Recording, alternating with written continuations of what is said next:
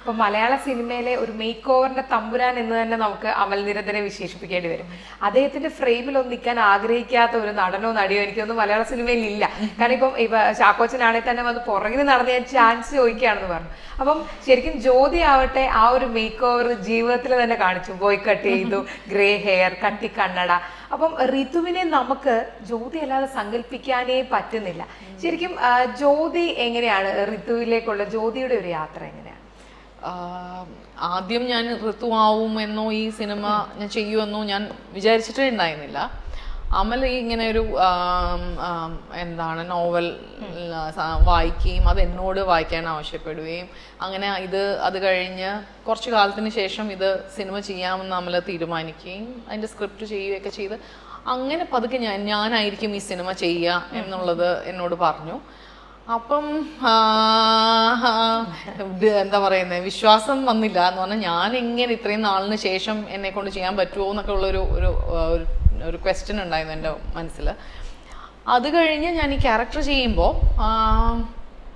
ഈ ക്യാരക്ടറിന് വേണ്ട രൂപവും ഭാവവും എന്നൊക്കെ അതിൻ്റെ കോസ്റ്റ്യൂംസ് ഇതെല്ലാം പ്ലാൻ ചെയ്തു. അപ്പം അങ്ങനെ ഓരോന്നോരോ രീതിയിൽ അതിൻ്റെ പടിപടിയായിട്ട് ക്യാരക്ടറിന് വേണ്ട പല കാര്യങ്ങൾ ചെയ്യാൻ തുടങ്ങി.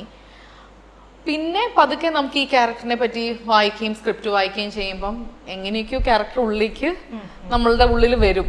പിന്നെ നമുക്ക് പരിചയമുള്ള ചില ആളുകളുടെ ചെറിയ മാനറിസംസ് ഭയങ്കര എവിഡൻ്റ് അല്ല, ചില കാര്യങ്ങളിൽ അതൊക്കെ നമ്മൾ കുറച്ച് നമ്മുടെ മൈൻഡിൽ വെച്ചിട്ട് ആ ക്യാരക്ടർ ചെയ്തു.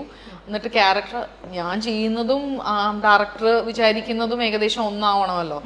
എന്നിട്ട് അത് ഞങ്ങൾ രണ്ടുപേരും കൂടി ഇത് ഓക്കെ ആണോ, ഇതെങ്ങനെയുണ്ട് ഈ ക്യാരക്ടർ ഇങ്ങനെ മുന്നോട്ട് പോകുമ്പോൾ, അങ്ങനെയൊക്കെ നമ്മൾ ഒരു 1-2 ദിവസത്തെ ഷൂട്ടും ഒക്കെ കഴിയുമ്പോൾ അത് ട്രാക്കിലേക്ക് വീഴുന്നുണ്ട് എന്ന് മനസ്സിലായി. ഇങ്ങനെയൊക്കെ തന്നെയായിരുന്നു. അല്ലാതെ പെട്ടെന്ന് ഒരു ഭയങ്കര ഒരു വലിയ ചേഞ്ചസ് ഒന്നും ചെയ്തിട്ടില്ല. പക്ഷെ ചെറിയ സ്മോൾ സ്റ്റെപ്സ് എടുത്തിട്ടുണ്ട്. ഇപ്പം ഫ്രെയിമിന്റെ പെർഫെക്ഷൻ കാര്യം പറയുകയാണെങ്കിൽ എനിക്ക് തോന്നുന്നു അമൽ നീരദിനോളം അത്രയും അല്ലെ കൃത്യമായിട്ട് എല്ലാം ശ്രദ്ധിക്കുന്ന ഡയറക്ടറും അദ്ദേഹം ഒരു സിനിമോട്ടോഗ്രാഫർ കൂടിയാണല്ലോ. അപ്പം അദ്ദേഹത്തിന്റെ ഒരു ഫ്രെയിമിൽ നിൽക്കുമ്പോഴും മറ്റ് ഡയറക്ടേഴ്സുമായിട്ട് എന്ത് വ്യത്യാസമാണ് ജ്യോതിക്ക് തോന്നിയിട്ടുള്ളത്? കാരണം ഇത്രയും മികച്ച സിനിമകൾ ചെയ്തൊരു നടിയാണ് ജ്യോതിർമയി.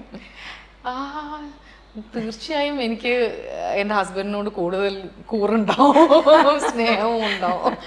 ഡെഫിനറ്റ്ലി എനിക്ക് എപ്പോഴും ഞങ്ങൾ ആദ്യം ഒരു ആഡ് ഫിലിമാണ് ആദ്യം ചെയ്തത്. ഞങ്ങൾ രണ്ടുപേരും സിനിമയിലേക്ക് വരുന്നതിന് മുമ്പ്. അതിനുശേഷം സാഗർ ഇലിയാസ് ജാക്കി ചെയ്തു. സോ സംഹൗ ഒരു ട്രസ്റ്റ് ഫാക്ടർ എനിക്ക് അമൽ നീരദ് എന്നൊരു വ്യക്തിയിലുണ്ടായിരുന്നു. സോ എപ്പോഴും നമുക്ക് ഈ പറഞ്ഞ പോലെ അമലിന് അതൊരു ആർട്ടിസ്റ്റുകൾക്ക് ഒരു കംഫർട്ട് ലെവൽ, അവർ ചെയ്യാത്ത കാര്യങ്ങൾ ചെയ്യിക്കുമ്പോൾ ഒരു ഉള്ളിൽ നമുക്ക് ഒരു ചെറിയൊരു ഡിസ്കംഫർട്ട് ചിലപ്പോൾ ഉണ്ടെങ്കിൽ അത് ഒരിക്കലും വരത്തില്ല. നമ്മൾ ഭയങ്കരമായിട്ട് ഇപ്പോൾ സാഗർ ഇലിയാസ് ജാക്കി ചെയ്യുന്ന സമയത്ത് ആ കോസ്റ്റ്യൂംസ് ഒക്കെ ഇടുമ്പോഴും ഞാൻ എല്ലാ ദിവസവും ഇതിട്ടിട്ട് ഞാൻ ഗോവയിൽ നടക്കുന്ന പ്രതീതി എന്ന് പറഞ്ഞാൽ നമുക്ക് അങ്ങനെ ആ ക്യാരക്ടർ പോലെ നമുക്ക് ആ കംഫർട്ടബിൾ ആക്കും നമ്മളെ. അതെനിക്ക് തോന്നുന്നു. ഇപ്പം ഞാൻ എൻ്റെ ക്യാരക്ടർ മാത്രം പറഞ്ഞാണ്. ഇപ്പം ഋതു ആയിക്കോട്ടെ, ഋതുവിൽ ഇപ്പം എനിക്ക് വെള്ളത്തിൽ കുറച്ച് സീനുകളുണ്ട്. അതൊക്കെ എനിക്ക് ഭയങ്കര വെള്ളം പേടിയുള്ള ഒരാളാണ്. ഭീകര പേടി തന്നെ, ഒരു ബക്കറ്റ് വെള്ളം പോലും എനിക്ക് പേടിയാണ്. അപ്പോ ആളാണ് ആ സീൻ ചെയ്തത് ഞാൻ പെട്ടെന്ന് ആലോചിക്കുമായിരുന്നു. അപ്പൊ അതൊക്കെ നമ്മളെ കംഫർട്ടബിൾ ആക്കി, ഒട്ടും പേടിക്കാനില്ല. അപ്പൊ അതിനകത്ത് കാട്ടിലൂടെ ഓടുന്നതും ഇതുമൊക്കെ കുറച്ച് സ്ട്രെനുവസ് ആയിട്ടുള്ള കാര്യങ്ങളായിരുന്നു. അതൊക്കെ പക്ഷേ കംഫർട്ടബിൾ ആക്കി പതുക്കെ നമ്മളെ കൊണ്ട് ചെയ്യിപ്പിച്ചു. അത് എന്നെ മാത്രമല്ല, എനിക്ക് തോന്നുന്നു ഏത് ആർട്ടിസ്റ്റിനെയും അങ്ങനെ ചെയ്യിപ്പിക്കാനുള്ള ഒരു ഇത് അമൽ എന്നൊരു സംവിധായകനുണ്ട്. നമ്മൾ ഭർത്താവ് എന്ന അമൽ നീരദിലേക്ക് നമ്മൾ കൂടുതൽ മാർക്ക് കൊടുത്തല്ലേ ചോദിച്ചതിന്.